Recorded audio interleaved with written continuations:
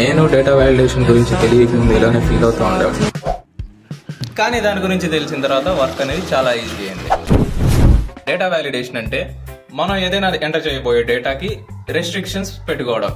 So దీనివల్ల mistakes అనేది ఉండవు, డేటా అనేది క్లీన్ గా ఉండిద్ది. ఇది ఎలా చేయాలి? ఒక సింపుల్ ఎగ్జాంపుల్. సపోజ్ ఇక్కడ ఉన్న డేటా సెట్ లో డిపార్ట్మెంట్ కాలం ఫిల్ చేయాలి. ఒక్కొక్కటి ఫిల్ చేయాలి అంటే మనకు వచ్చే మెయిన్ భయం స్పెల్లింగ్ మిస్టేక్స్ అండ్ ఒకటి కాకుండా ఇంకోటి ఎంటర్ చేస్తాం. ఇలాంటి వాటి కోసమే మన డేటా వ్యాలిడేషన్ అనేది యూస్ఫుల్ అవుతుంది. డిపార్ట్మెంట్ కాలం సెలెక్ట్ చేసుకున్న తర్వాత డేటా ట్యాబ్ లో డేటా వ్యాలిడేషన్ ఒక ఆప్షన్ ఉంటుంది.